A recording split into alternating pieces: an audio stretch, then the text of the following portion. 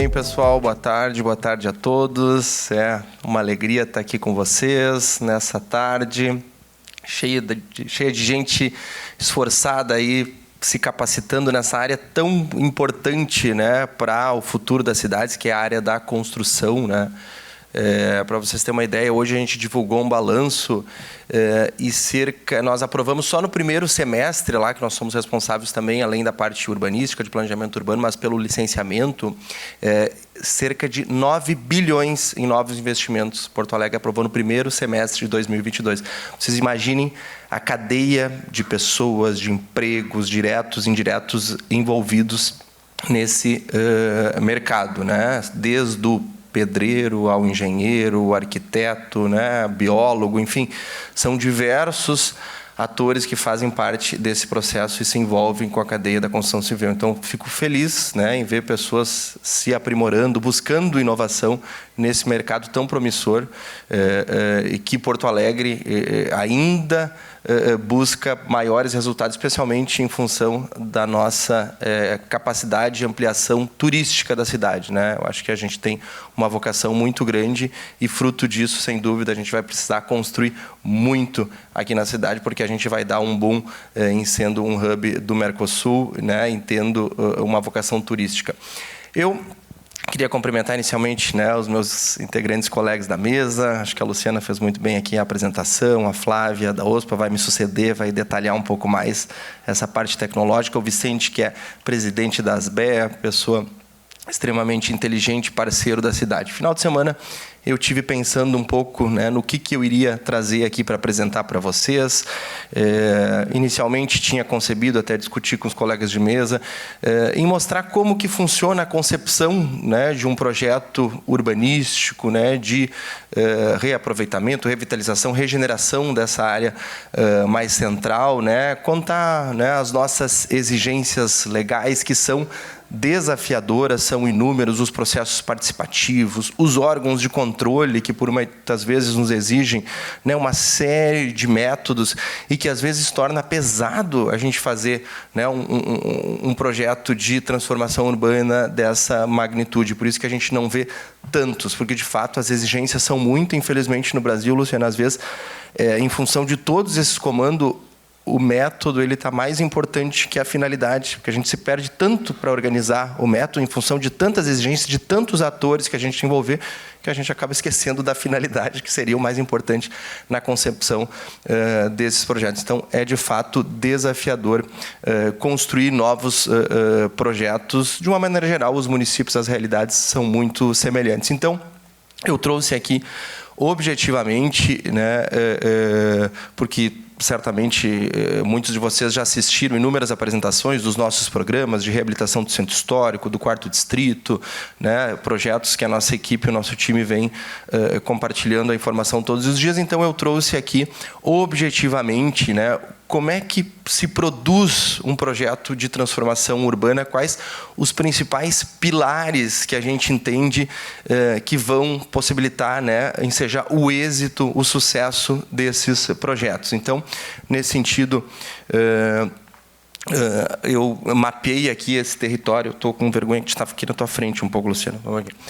A gente mapeou esse território, esse é o mapa, né, de Porto Alegre. Então, essas três áreas, vocês podem visualizar, esse aqui é o nosso centro histórico, aqui é a Avenida Ipiranga e aqui é o Quarto Distrito. São três áreas que têm em comum, né, uma capacidade, uma infraestrutura capaz de receber um adensamento populacional muito maior do que existe hoje. São áreas estratégicas, conexões, né, com toda a região metropolitana, com a entrada do Estado, né.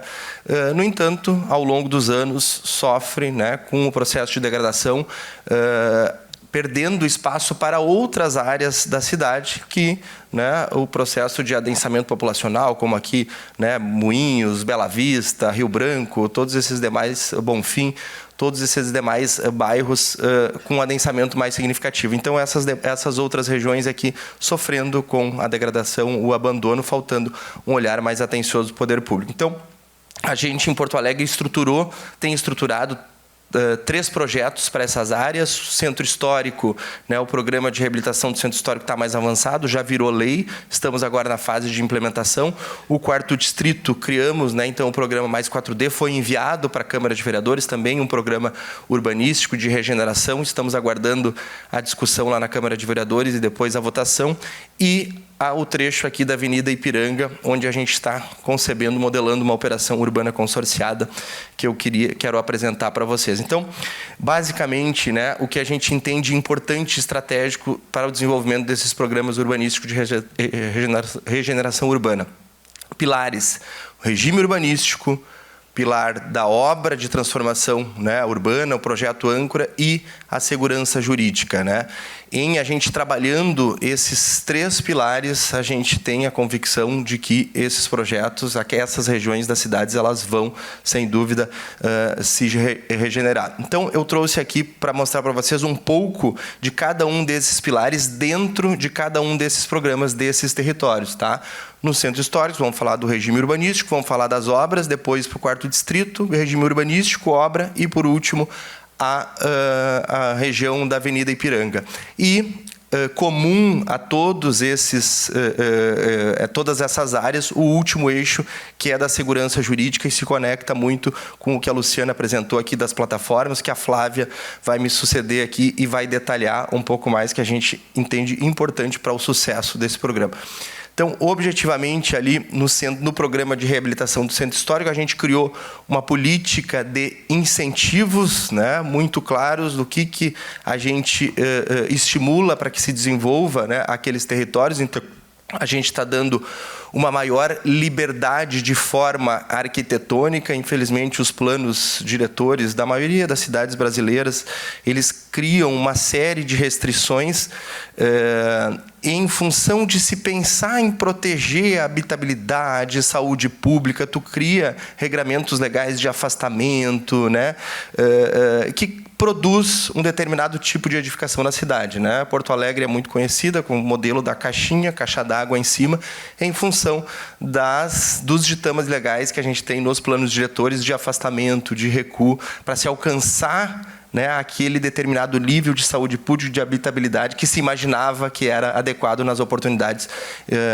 de criação dessas legislações. Então, neste programa, a gente dá total liberdade arquitetônica a partir do gabarito, trazendo então a isenção com relação aos recuos, afastamentos, as flexibilizações, liberdade na altura, porque hoje é possível com software, com tecnologia, tu mensurar, né, essa habitabilidade, essa insolação, essa ventilação nessas edificações, não mais precisando aqueles regramentos, né, e que ensejam e que destinam a determinados tipos de soluções.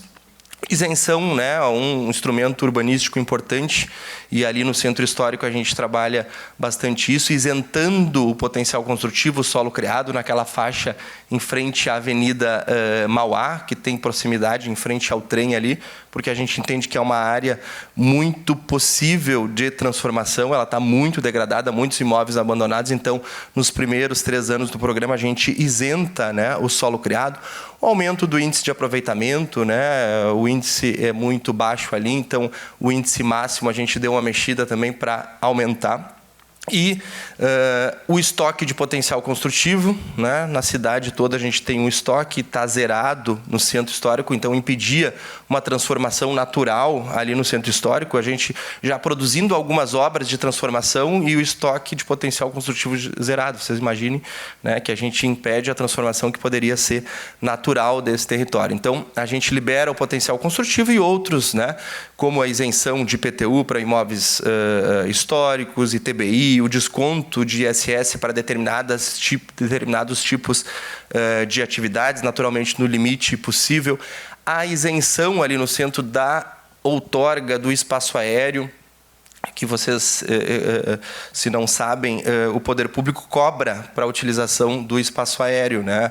O exemplo lá daquela passarela que a gente tem no Praia de Belas, para quem conhece lá, todo mês o proprietário lá do shopping tem que pagar ao poder público a outorga do espaço aéreo. Consequentemente, teria uma dificuldade, se a gente quisesse ali na Avenida Mauá, especialmente em cima do trem, em conectar o centro com o rio, né, o cais, se tivesse que pagar a outorga do espaço aéreo. Então, a gente também isentou e, com isso, consequentemente, vão começar a aparecer projetos, e já temos alguns projetos que fazem essa conexão por meio de esplanadas, né, urbanizadas, algo muito bacana ali para fazer essa conexão do centro, porque, naturalmente, tirar o trem, baixar o trem ali, nós não vamos conseguir, não temos recurso, naturalmente, para isso, né? E o trem, então, ficando, a gente cria também essa possibilidade. Então, bem objetivo, né? Uma possibilidade aí que a gente trouxe no programa e que tem já se refletido nos projetos que estamos trazendo. A liberação do uso do solo criado em regiões esgotadas, Cláudio está aqui, isso é um plus aí que a gente deu ali no programa do centro. Todo o potencial construtivo comprado, solo criado comprado no centro histórico, ele pode ser revertido em abertura de estoque em região que já está esgotada. A região mais nobre da cidade tem um estoque de potencial construtivo já esgotado em função do regramento existente. Então, a gente criou aqui uma possibilidade também de induzir que haja compra e haja novos empreendimentos no centro, liberando, então, o estoque de potencial construtivo. Aí, só para trazer aqui para vocês um pouquinho dos requisitos, naturalmente a gente criou essa política de incentivos, né, dando no regime urbanístico uma série de requisitos. No entanto, né, criamos também para induzir determinados tipos de soluções um mínimo dentre 8 requisitos, o atendimento de mínimo 4 requisitos para o enquadramento do programa. Então, né, qualificação do passeio, qualificação da fachada, uso misto, né, com residencial, a demanda habitacional prioritária, a proteção do patrimônio histórico, ações, né, de segurança pública, como, por exemplo, a própria, né, iluminação, a câmera do empreendimento que volte para o espaço público. Isso tudo pontua positivamente para o atendimento, né, para a inserção no programa, para fazer jus àqueles determinados benefícios. Então, além dos descontos e da série de políticas que a gente trouxe nos incentivos, dando esta maior liberdade, a gente, no critério de seleção para entrada no programa, a gente já induz determinados tipos de solução. Isso lá positivamos na nossa lei e agora estamos na fase de regulamentação. E aí, indo para um outro pilar que é importante, não basta só a gente lá dar o regime urbanístico, criar uma série de incentivos, se, né, o poder público, né, em parceria com a iniciativa privada, não trouxer e fizer, né, sinalizar com obras de transformação urbana, obras que sejam âncoras desse processo de transformação. Então, ali no Centro Histórico, a gente tem mapeado, né, aquilo que entendemos como indutoras do desenvolvimento, algumas em cursos, outras em projetos, e eu queria passar rapidamente com vocês. Né? Trecho 1 da Orla do Guaíba, junto com o Parque da Harmonia, né? Entregamos recentemente a Orla, já fizemos um projeto de concessão, então é o nosso cartão postal hoje da cidade de Porto Alegre, está no Centro Histórico, sem dúvida, é um marco para a transformação aí, daquele território. Na sequência aqui o parque, né, o projeto, recentemente anunciamos o Parque da Harmonia, junto com a Roda Gigante, né, vamos ter logo em breve, a gente deve aprovar nas próximas semanas a viabilidade urbanística, isso aqui são cerca de 300 milhões de investimento entre a Orla e este parque do Harmonia, que hoje é ocupado só uma vez por ano, via iniciativa privada, né? Um modelo de concessão, onde a gente trouxe uma série de regras, exigiu, né, o que eles deveriam cumprir ao longo desses anos de concessão, e em seguida aí teremos o início das obras, ano que vem já a Roda Gigante, e na sequência as demais obras, para, né, alavancar essa vocação turística de Porto Alegre, com eventos o ano todo, né? Temos obras aí, eventos que contam a história do Rio Grande do Sul, todo o parque ele vem vocacionado um pouco contando a história do Rio Grande do Sul e também pensando um pouco sobre o futuro. Então, é uma obra de transformação urbana importante ali para o centro histórico. Ops, pronto. Ainda no centro, Cais Mauá, deve estar acompanhando aí pela mídia, a gente, no mês de agosto, em setembro, junto com o Estado do Rio Grande do Sul, vai lançar o edital da PPP ou concessão, estamos definindo um pouco isso, de aproveitamento daquela estrutura existente, né, para fazer essa conexão do programa de reabilitação com o centro, retirando então o muro naquela parte possível também, né, o investimento é significativo, são cerca de 300 milhões para recuperar os armazéns. No entanto, neste modelo de concessão de PPP, a gente atrai a iniciativa privada, autoriza a construção de torres residenciais, né, no cais, e com os recursos, né, dessas torres, das vendas da alienação dessas torres, a gente faz a reforma dos armazéns, as praças públicas, que são cerca de 300 milhões de reais. Então, né, não é uma obra pública, mas é uma obra significativa de transformação urbana que a gente está atraindo a iniciativa privada, e isso, sem dúvida, muda, né, a cara do centro histórico. Assim, essa, por si só, acho que é uma obra transformadora, sem precedentes na história de Porto Alegre. Então, na sequência, também no centro, a própria marina pública que a gente está concebendo, estamos com uma PMI aberta também para atrair a iniciativa privada, fazer uma concessão aqui, uma foto meramente ilustrativa, mas é aqui onde fica o anfiteatro Pôr do Sol, né? A proposta é de se ter uma marina pública. Eu já tive a oportunidade de visualizar as propostas que se tem ali para o local, e quando vocês verem aí que vai sair nos próximos dias na imprensa, também vão ficar muito encantados e orgulhosos da cidade, porque é um projeto também revolucionário e está ali, né, junto ao centro, totalmente conectado com o nosso programa de transformação urbana.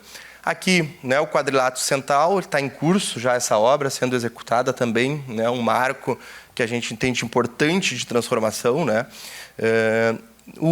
Também o viaduto Otávio Rocha, as obras, licitação realizada, as obras em curso, né?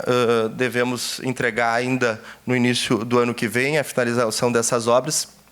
Então, né, com o viaduto Otávio Rocha e todas as outras que comentei aqui, eu não tenho dúvida do êxito, do sucesso do programa. Ou seja, o pilar regime urbanístico, né, o poder público ele não está atrapalhando a transformação natural, ele está liberando estoque, ele está dando incentivos, ele está estimulando determinado tipo de solução nas edificações, mas ele também está, né, antenado de que necessariamente precisa, né, uma solução urbana, precisa de obras transformadoras. Então, o centro histórico ele tem todas essas potencialidades aí disponíveis e todas as coisas viáveis acontecendo já, ou por acontecer logo em seguida.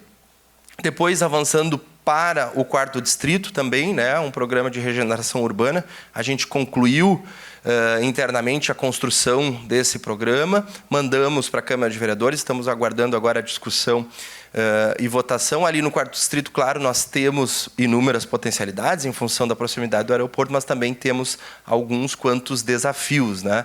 A gente tem obras públicas grandiosas a serem feitas, né, para resolver alguns problemas estruturais, né? Então, como dinheiro não tem para tudo, a gente cria, né, no pilar do regime urbanístico uma política de incentivos para essa vocação também mais vinculada à tecnologia, em função da proximidade com o centro, o aeroporto, mas detalhamos e priorizamos as obras que a gente entende importante, né, para serem indutoras, para a gente mostrar que o poder público está presente, e aí depois a iniciativa privada ela vai acompanhando, e esse processo ele vai acontecendo de transformação de forma natural.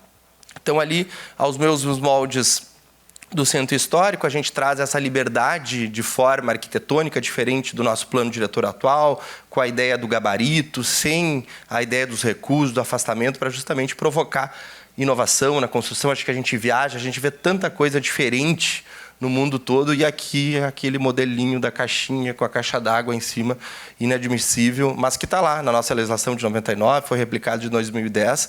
Então, nesses programas, tanto do centro quanto do 4º distrito, e depois nós vamos replicar no plano diretor, ele já traz esse novo olhar, essa possibilidade, essa liberdade de forma para a gente justamente induzir inovação, construções diferentes. Também, né, desconto de solo criado, que é um instrumento importante urbanístico, isenção, né, em algum ponto, estimula a demanda habitacional prioritária, o aumento do estoque do potencial construtivo, a isenção do IPTU também, até 2025, desconto no ISS-QN, para empresas voltadas à tecnologia. Então, né, um pilar importante do regime urbanístico. Mas, não é suficiente, né? Naturalmente, a gente tem que ir também para o pilar das obras de transformação. Só que, passar rapidamente, né, a ideia, assim como do Centro Histórico, os requisitos para adesão do programa, a gente cria uma tabela de pontuação, induzindo, né, que os projetos tenham determinados tipos de solução. Então, isso aqui pontua positivamente. Quanto melhor, quanto mais tu pontuar, mais benefícios tu vai ter dentro do raio de abrangência do programa. Sempre, né, tentando direcionar as práticas sustentáveis, valorização da paisagem urbana, a proteção do patrimônio histórico. Então, isso é assim que está estruturado o pilar do regime urbanístico. E no pilar das obras de transformação urbana, a gente vem, né, organizando aquilo que a gente entende como prioritário, especialmente, né, no 4º Distrito. Acho que é importante fazer um marco ali na Avenida Farrapos, né, um projeto de humanização da Avenida Farrapos para conectar, então, aquela área mais desenvolvida, porque a gente tem ali muito próximo à Avenida Farrapos, Moinhos de Vento, né, do outro lado. Então, por que tão deteriorado, né, e tantos problemas na parte de baixo da Farrapos? Então, a gente tem que criar, né, um corredor de conexão permeável entre esses bairros, criando um projeto de humanização, começando como prioridade, de fato, a Avenida Farrapos, mas também se estendendo para voluntários, a J. Renner, a Avenida São Pedro, enfim. Então, essas são as obras que a gente pontuou lá no programa como prioritárias, e aí agora estamos buscando financiamento, né, para essas obras, projetos, enfim. Tem o seu tempo, mas num programa, né, para a gente, de fato, ter isso, a gente precisa priorizar algumas coisas.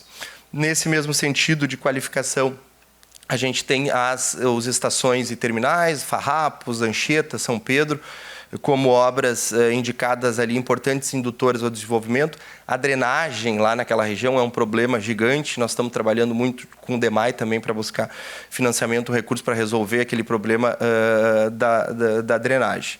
Requalificação das unidades de triagem, a gente tem ali, né, uma questão social importante a ser considerada dentro do programa. Eu aqui trouxe os principais pilares, mas naturalmente dentro do programa tem diversos eixos, tem o eixo social, desenvolvimento econômico, mas eu aqui estou trazendo um pouco assim do que é a base para o funcionamento de um programa de regeneração urbana, seja em Porto Alegre ou seja em qualquer cidade aí do país. Então, também as unidades de triagem ali fazem parte dessa necessária reformulação, requalificação do 4º Distrito. O Instituto Caldeira não necessariamente é uma obra, mas é um indutor, é um marco de transformação ali do 4º Distrito, puxando, né, diversas empresas vinculadas à tecnologia, a iniciativa privada se organizando, né, e trazendo desenvolvimento para aquele território. Existe inúmeros benefícios decorrentes que a gente já sente da implantação ali do Instituto Caldeira. Em seguida, devemos anunciar outras coisas muito legais ali, empresas voltadas a data center, que isso atrai muitos players dessa linha, alinhados a essa questão de tecnologia. Então, a região ali clama, né, por esse desenvolvimento, e o Caldeira é um ator importante. O aeroporto, né, vocês sabem, Fraport ganhou recentemente a concessão ali, tem um investimento significativo em Porto Alegre, em função de entender ser um hub do Mercosul.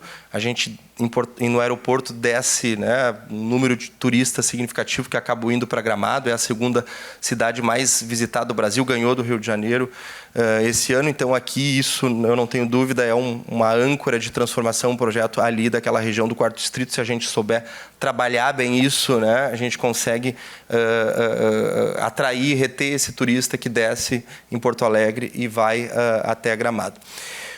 E, né, a Avenida Ipiranga, esse é um projeto também que a gente entende importante, porque conecta a cidade, ele tem uma capacidade construtiva muito superior à existente, ele tem índice construtivo muito superior ao que se poderia implementar ali.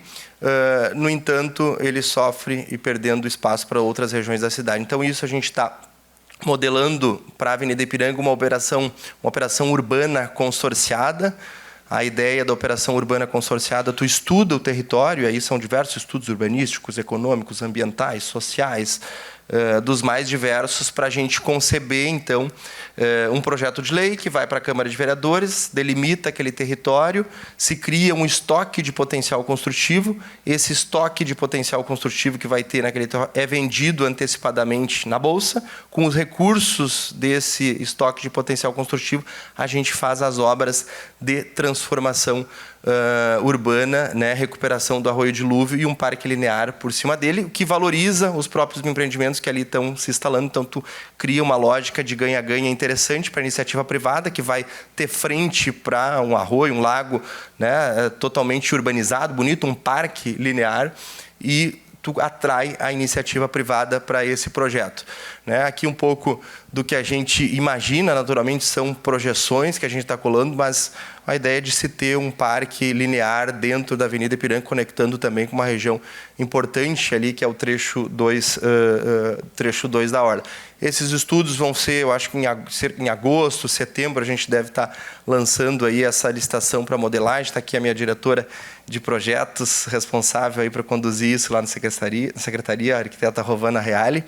Então, a gente deve lançar em seguida essa licitação, a modelagem, e, na sequência, produzir, então, esse projeto também de regeneração, definindo o regime urbanístico, né, com os incentivos claros, e, na sequência, então, a contratação das obras de recuperação do dilúvio e implantação de um parque linear. E, por último, então, um pilar comum a todos, e aí já me encaminho aqui para o fim, é o pilar da segurança jurídica, porque não adianta nada a gente criar, Cláudio, uma série de regras, incentivos, estímulos, se a gente não consegue parametrizar essas regras numa plataforma, né, que licencie, que o empreendedor ele consiga, o empreendedor, o responsável técnico, o investidor, que ele consiga mensurar o seu investimento, que ele consiga saber o que ele pode fazer naquele território, naquele terreno, que ele não precise consultar individualmente o poder público, né? Que isso é insegurança jurídica. E aí os negócios eles têm um tempo diferente da administração pública. Então, aí caminha muito no que a Flávia vai explicar um pouquinho, o desenvolvimento de uma plataforma, e a gente está desenvolvendo aí junto com a Place, a OSPA, a plataforma, um protótipo para o centro histórico. Lá a gente criou as regras, uma série de regras de negócio, a gente tem que transformar essas regras de negócio a um sistema, uma plataforma que o responsável técnico, o empreendedor, ele consiga desenhar o seu projeto a partir dessas regras, com as diversas camadas, né? Por que o poder público acaba, às vezes, demorando muito para fazer as análises? Porque não se tem as camadas, a gente não sabe o que está em APP, a rede de água, esgotos, imóveis inventariados, então tu tem que avaliar individualmente cada uma dessas situações, isso demora, e o tempo do empreendimento é diferente do tempo da administração pública. Então a gente tem que organizar essas camadas, jogar no, né, banco de dados, dar transparência, dados abertos, como disse a Luciana aqui, para se desenvolver sistemas e tecnologias para que vocês que trabalham, né, com isso tenham toda liberdade e segurança. Então, finalizando aqui, eu acho que Porto Alegre vem se preparando para um novo, né, o futuro. Eu acho que a gente está visualizando inúmeros projetos, temos coisas muito interessantes para mostrar. Eu acho que ao longo desse ano ainda devemos inaugurar o Parque do Pontal, né, um projeto transformador também urbanístico para a cidade de Porto Alegre. Eu acho que em novembro aí a gente tem a previsão, um parque público de 29 mil metros quadrados. Entregamos o trecho 3 já da Orla do Guaíba, que foi, né, algo incrível aí. Eu acho que quem passa lá de noite consegue visualizar isso. Tivemos o South Summit em Porto Alegre, né, Cláudio?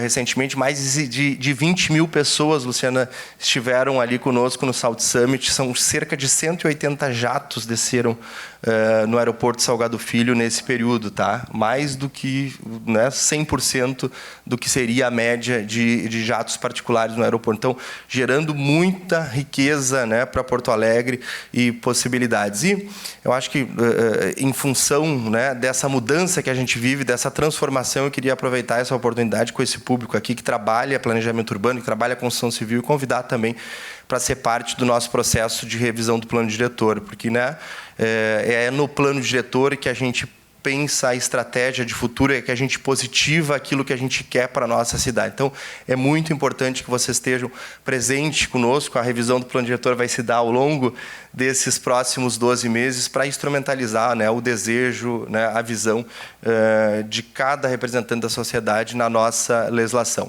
Nos seguindo lá nas redes sociais, vocês conseguem acompanhar os projetos da Secretaria, Ismans, Poa lá, e no nosso canal da Ismans do YouTube, a gente tem um pouquinho mais detalhado desses projetos que eu tentei apresentar aqui para vocês. Obrigado pela oportunidade, sucesso a todos.